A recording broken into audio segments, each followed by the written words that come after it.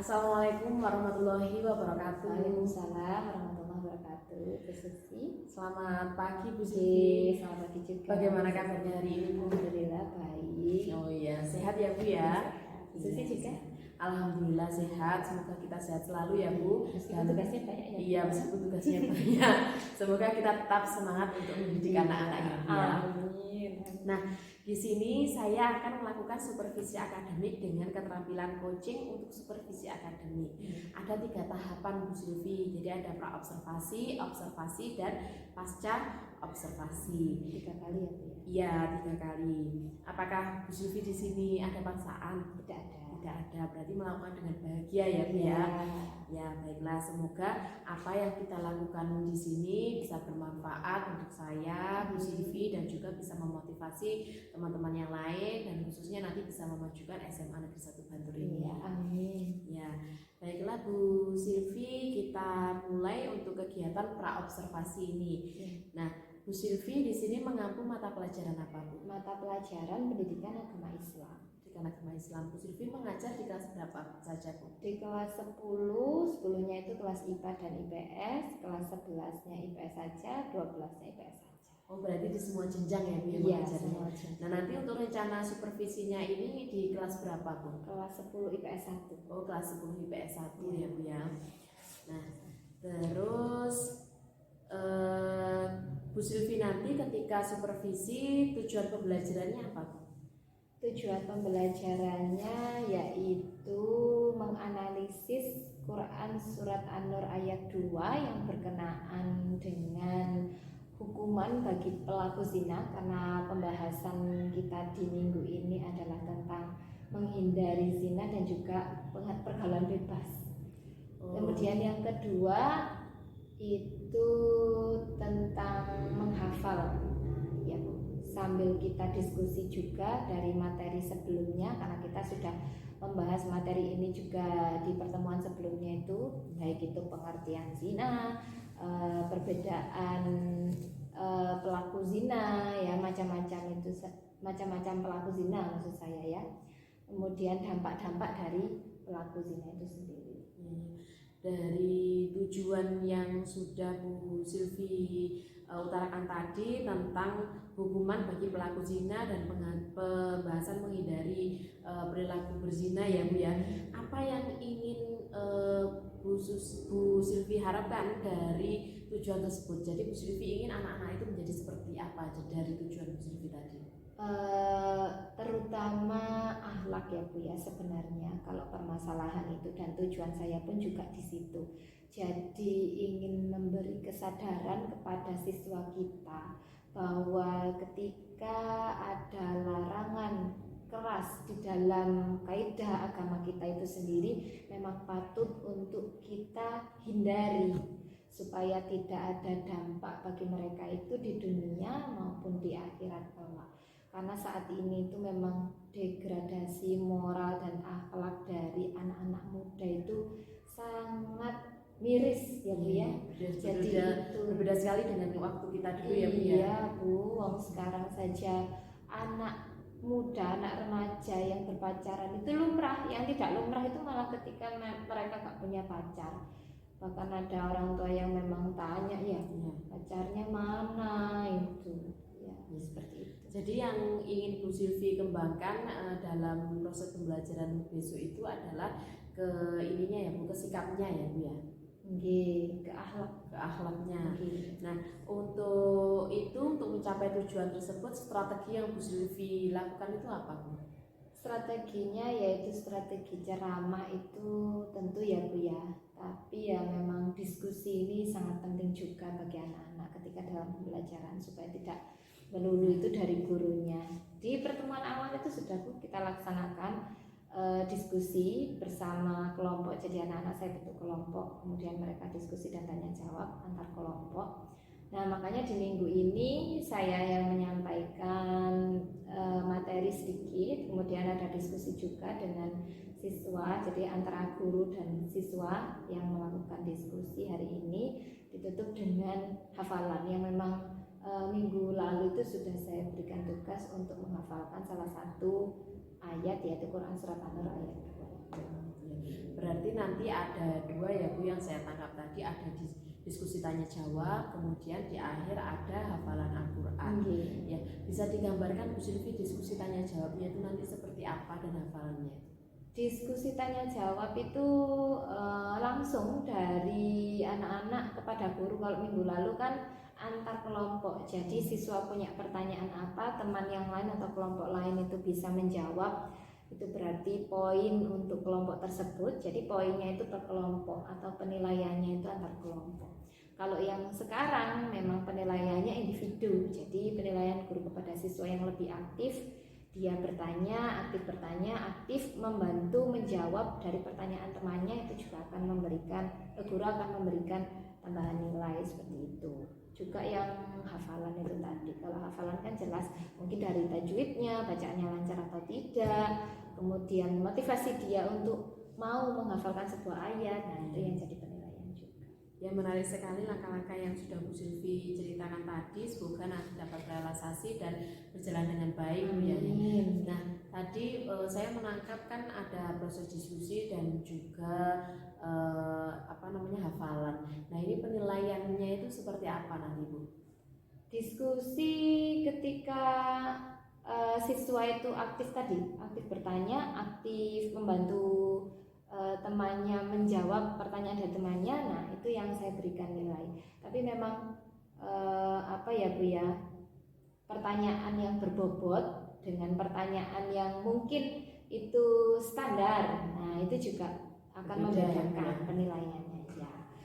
Dalam penilaian yang hafalan juga seperti itu Bu. Jadi antara siswa yang mahir dengan siswa yang lemah, maksudnya ya kurang mahir maksudnya ya, itu juga penilaiannya berbeda. Karena yang mahir ya jelas nilainya akan bagus. Kalau penilaiannya disamakan padahal mereka tidak mempunyai kemampuan dasar dalam Al-Quran itu tadi, ya akan tertinggal jauh, bahkan nilainya di bawah KKM. Bagus sekali. Jadi waktu diskusi nanti penilaiannya dari keaktifan siswa menjawab pertanyaan dari temannya, kemudian membuat pertanyaan seperti itu ya Bu. Dan pertanyaannya ini nanti mungkin yang lebih kontekstual dengan kehidupan sehari-hari seperti itu ya Bu. Kalau nanti di penilaian yang hafalan itu nanti dibedakan, ada rubrik penilaiannya antara yang mahir dan belum mahir seperti itu. Nah, dari kegiatan Bu Sylvi di kelas nanti dan juga penilaian, ada tidak Bu hambatan-hambatan yang mungkin Bu Sylvi temui?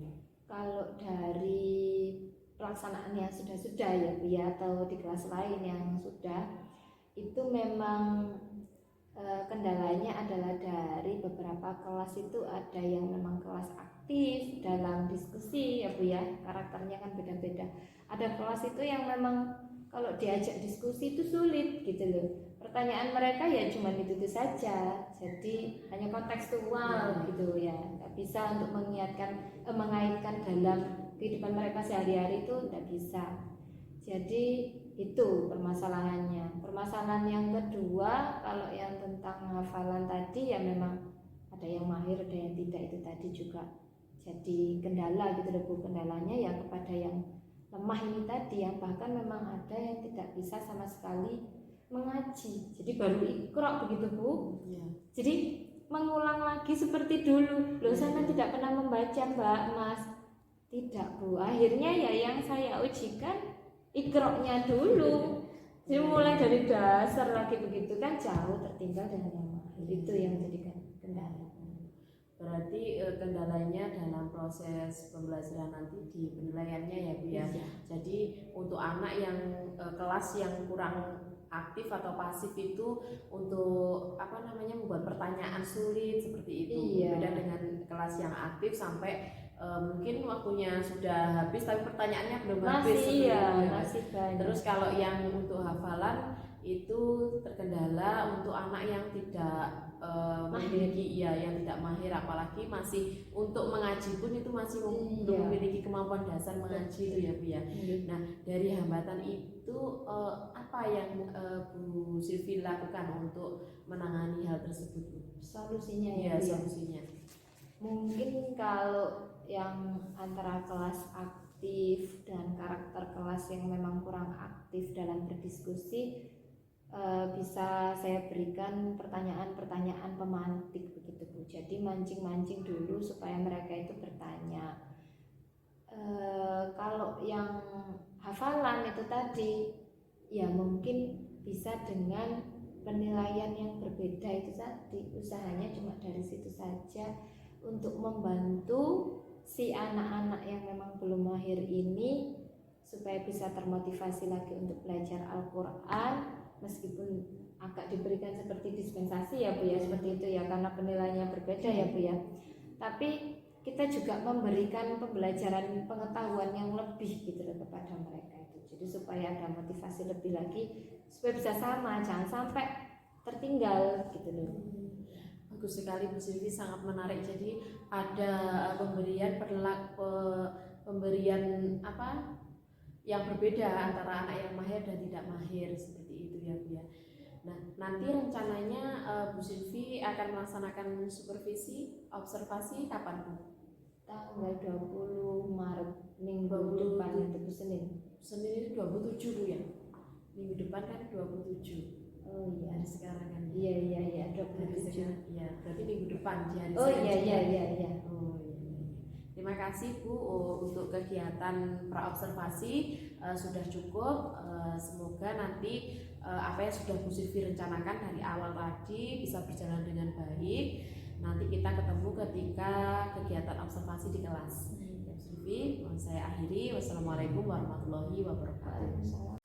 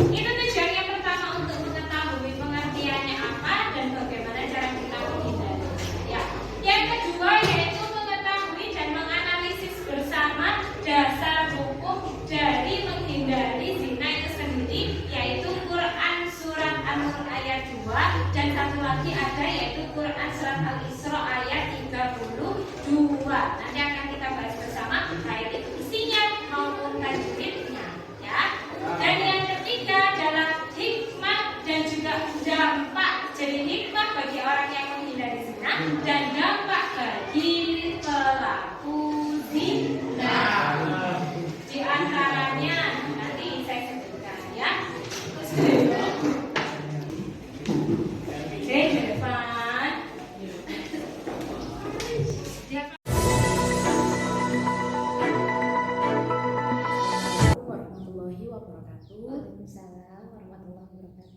Selamat siang Bu Silvi. Ya, saya juga Bu Susi. Bagaimana kabarnya hari ini? Alhamdulillah baik, meskipun capek sedikit. Oh iya, tapi harus tetap semangat ya. Semangat terus untuk belajar. Kemarin Bu Silvi sudah melaksanakan kegiatan supervisi. Iya. Bagaimana perasaan Bu Silvi? Alhamdulillah sudah lega ya Bu ya, sudah melaksanakan supervisi ini yang bisa sesuai dengan perencanaan sebelumnya. Ya, alhamdulillah sudah berjalan dengan lancar ya Bu ya. Bagaimana proses pembelajaran di kelas Bu Silvi? Bisa digambarkan sedikit Bu? Masih ada memang Bu dari siswa saya itu beberapa yang memang belum mampu. Kan kemarin kita ada diskusi, ada juga setor hafalan seperti itu ya. Jadi dari diskusi itu ya memang ada beberapa siswa yang memang tidak aktif dalam bertanya. Kemudian di hafalannya juga seperti itu, masih ada juga beberapa siswa yang memang sangat rendah pengetahuannya tentang ilmu Al-Qur'annya seperti itu. Nah, kemudian kita sekarang ada di tahap pasca observasi. Nah, dalam tahapan ini apa yang Bu Silvi inginkan Bu? Saya ingin mungkin mengatasi masalah dari apa yang sudah saya sampaikan itu tadi ya Bu ya, tentang anak-anak yang masih kurang aktif di dalam kelas maupun anak-anak yang memang belum bisa mengaji itu tadi. Gitu ya Bu ya. Dari dua itu yang ingin secara spesifik ingin Bu Silvi dapatkan untuk hari ini tujuannya mungkin di mengajinya anak-anak itu Bu yang lebih saya fokuskan, jadi supaya anak-anak bisa mengaji dengan lancar minimal kalau sudah lulus dari SMA ya. Iya. Jadi berarti tujuan kita hari ini Bu Silvi ingin bagaimana caranya untuk meningkatkan kemampuan siswa yang kemampuan mengajinya masih minim ya. Iya. Iya. Tadi Bu Silvi mengatakan bahwa kemampuan anak-anak ini masih rendah. Bisa digambarkan Bu Silvi bagaimana kemampuan anak-anak ini yang rendah di kelas? Iya, jadi di antara lain yang sudah mahir itu ya Bu Susi ya. Jadi ada beberapa siswa yang memang mungkin mereka bisa membaca beberapa kata begitu ya. Tapi kalau sudah digabungkan menjadi sebuah kalimat itu ada yang lupa gitu katanya. Terus bahkan ada yang memang tidak bisa sama sekali karena itu sudah digabung-gabung huruf hijaiyahnya menjadi sebuah kata atau kalimat. Nah, jadi nggak bisa sama sekali untuk membaca. Ada bahkan yang memang sampai huruf hijaiyah itu mereka nggak bisa sama sekali. Jadi lupa Bu saya karena nggak pernah ngaji dan sebagainya seperti itu. Jadi mereka ada yang lupa juga ya Bu huruf hijaiyah itu ya. Iya karena tidak pernah dipakai itu Bu. Jadi kalau menurut Bu Silvi dari skala 1 sampai 10 posisi dari siswa Bu Silvi ini ada di mana Bu? Mungkin 4 ya Bu ya. 4. Lalu Bu Silvi ingin meningkatkannya sampai berapa Bu? Harapan saya bisa sampai 8 mungkin ya. 8. Untuk meningkatkan kemampuan siswa Bu Silvi tadi menjadi 8, apa yang bisa Bu Silvi lakukan? Apa ya Bu ya? Mungkin dengan yang pertama pembimbingan di luar jam pelajaran mungkin yang bisa dilaksanakan ketika pulang sekolah mungkin, atau ketika ada jam yang memang di situ luang mungkin bisa saya isi, itu bisa diisi oleh saya untuk membimbing siswa-siswa yang memang tidak bisa mengaji seperti itu ya. Jadi mengaji pun itu sulit apalagi mereka disuruh menghafal gitu loh, makanya sulit sekali. Kedua setelah itu apa lagi ya, mungkin dengan ada tutor sebaya. Jadi mungkin nanti saya akan membuat kelompok-kelompok kecil dari penggolongan anak-anak yang memang belum mahir itu tadi, kemudian yang sudah mahir tadi dijadikan tutor di setiap kelompok-kelompok kecil itu tadi untuk mempelajari, jadi sama-sama belajar antar teman. Bagus sekali Bu Silvi. Yang saya tangkap tadi ada 2 cara ya yang bisa Bu Silvi tempuh, memberikan bimbingan di luar jam pelajaran dan juga melakukan tutor sebaya. Nah dari 2 cara ini mana yang menjadi prioritas Bu Silvi?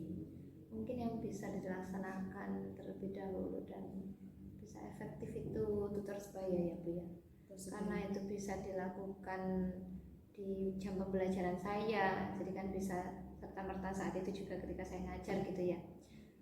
10 menit mungkin bisa ya dilakukan ya Bu ya, ketika awal pembelajaran mungkin diawali dengan belajar mengaji bersama tutor sebaya itu, baru setelahnya dilanjutkan ke pembelajaran PAI-nya.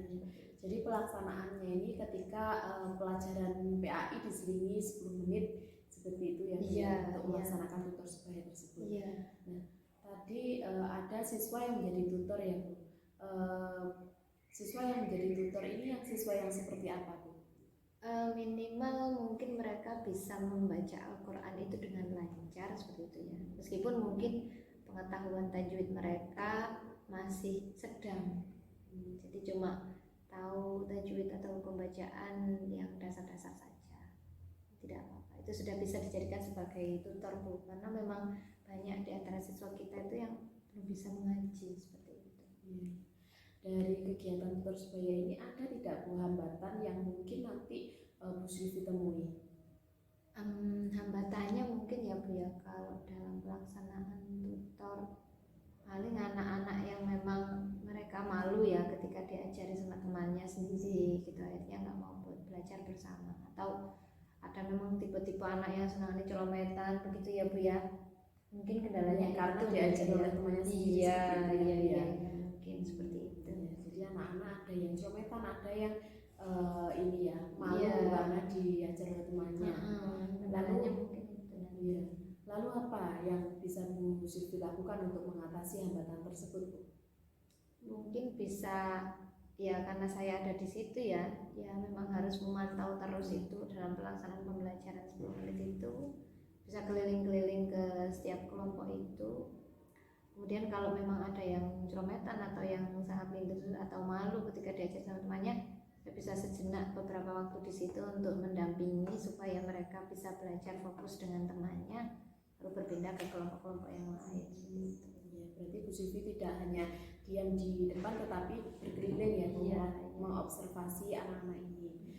Nah, dari kegiatan Bu Sylvie tadi, siapa yang kira-kira dapat menjaga komitmen Bu Sylvie? Mungkin sesama guru agama ya Bu ya. Nanti mungkin kalau ada waktu luang juga mungkin dari sesama guru agama, teman sejawat saya itu bisa ikut mendampingi bersama di dalam kelas seperti itu. Jadi supaya pelaksanaan kegiatan ini juga bisa sifatnya itu kontinu seperti itu ya, juga bisa dilaksanakan juga oleh beliaunya juga di dalam kelasnya ketika menemui permasalahan yang sama seperti saya. Dari pertemuan kita sekarang, apa yang Bu Sylvie dapatkan? Saya sekarang sudah tahu sepertinya, atau langkah apa yang mau saya ambil itu sepertinya saya sudah punya gambaran gitu loh ya. Iya, jadi mungkin anak-anak yang tadinya itu memang sulit untuk diajak belajar, mungkin bisa diajak sama tutornya, atau memang yang tadi kesulitan malu sama saya bisa belajar sama temannya begitu ya Bu ya. Ya, saya bisa dapat pencerahan dari apa yang dilakukan saat ini. Iya. Terima kasih banyak. Iya. Kapan kira-kira Bu Sylvie akan mulai melaksanakan hal tersebut? Langsung pun di pembelajaran yang akan datang akan saya coba laksanakan. Meskipun di kelas-kelas lain akan saya coba. Iya, bagus sekali Bu. Ya, saya tunggu nanti kita bertemu lagi setelah Bu Sylvie melaksanakan pembelajarannya di kelas ya Bu ya. Saya tunggu bagaimana cerita-cerita dan perkembangan dari siswa Bu Sylvie yang kemampuan mengajinya masih kecil tadi. Baiklah Bu Sylvie, terima kasih untuk kegiatan pasca observasi hari ini. Saya akhiri. Wassalamualaikum warahmatullahi wabarakatuh. Waalaikumsalam. Inside your bedroom, we stopped